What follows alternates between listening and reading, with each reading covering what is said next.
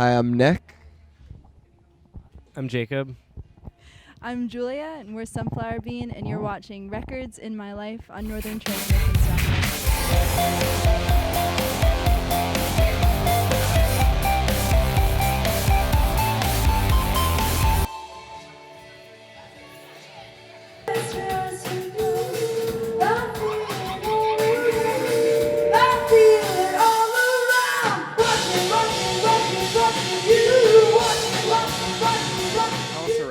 The first record I ever got was a Ramones compilation. And actually, my parents gave me 3 records of adult music all at the same time.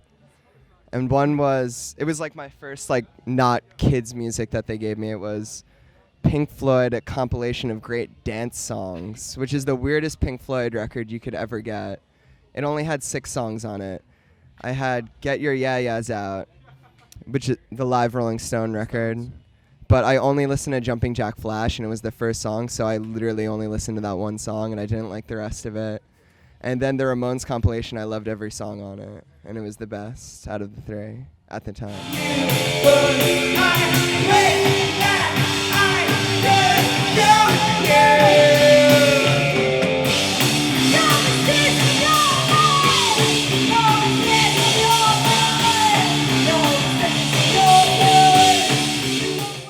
Like 5 or 6, my dad showed me the Who Live at Leeds, which is just like an amazing record and left like a huge mark on me. It was kind of like the first thing that I ever heard that had that much like just like raw power and energy, and it was just, you know, guitar, bass, and drums, and then vocals, but, you know, just a 3-piece, and it was really inspiring to hear at a young age, and made me want to, you know, play music, you know.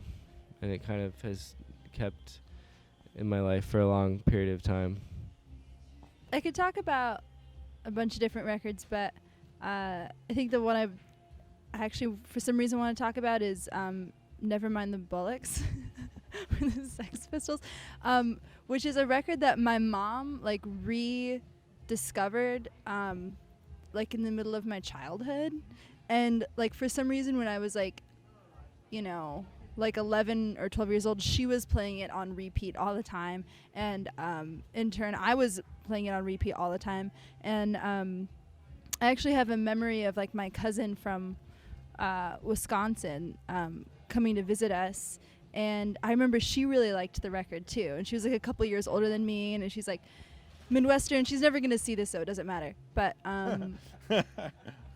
but, you know, she was really, really into the record, too, and all 3 of us were. And then she went back to Wisconsin, and I remember a couple months later, I was like, do you still ever listen to that? And she was like, no, what are you talking about? So it kind of showed the difference between, like, me and my mom a little bit, my mom leaving the Midwest herself and, like, being a New Yorker and coming into that. And, of course, when you, like, you know, learn a little more and expand your taste, you know, the Sex Pistols are just, like, the tiny tip of the iceberg for that, you know, whole genre. But as a kid, you know, I think that it was really fun and definitely kind of gave a little spark of an idea of, you know, being different.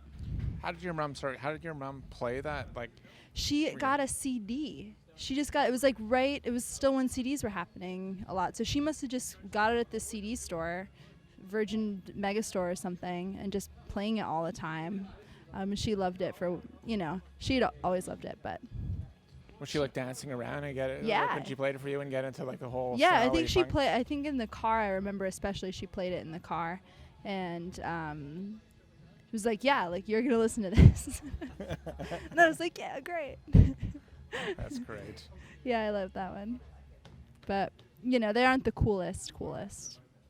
But they're. But when you don't know any better.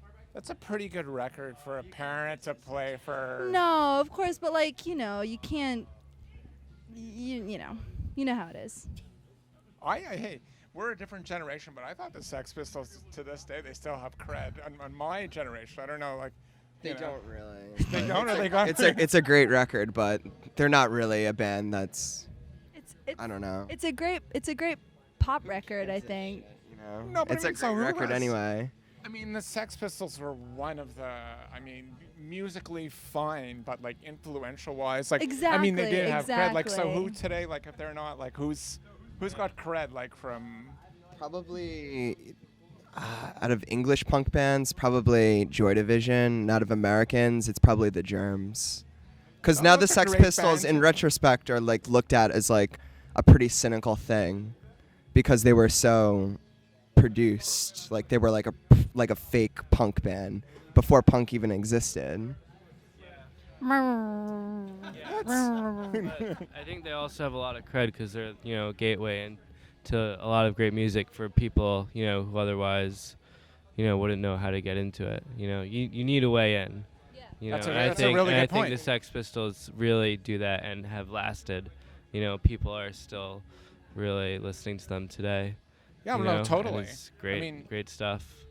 I don't know. agree I think 100%. I think people are pretty cynical about them. But plus, you have to think about how the English interpreted the punk rock that was coming out of New York and what it meant, like politically and even more, theatrical and on all this different stuff. It's a different thing. And still, like what Jacob's saying, like as a kid, when whatever you get that can give you a little taste of something different, you know how it is. I mean, you still shop at Hot Topic, like.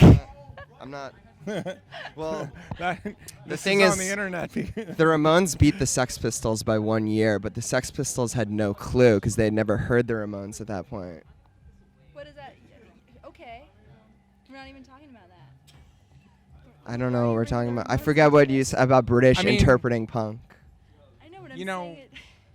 Let me ask you guys one thing. I mean, musically, like Joy Division and Sex Pistols are miles apart. Like, we love Joy Division. Like, I mean, the show's not about me. I mean, I love Joy Division. A lot of people, you guys like Joy Division. I mean, brilliant. But it's also about, like you were saying, like what young people are attracted to something, to counterculture. At the time, like the Sex Pistols were counterculture. It's like how many people put pins in their jeans and they were saying like fuck the Queen and I mean, right?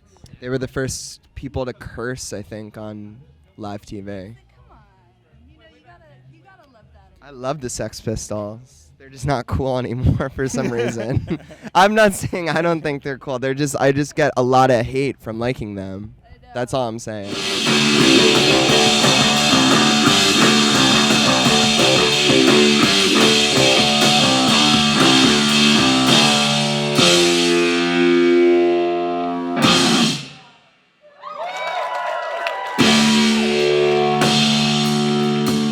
Did you like what you saw?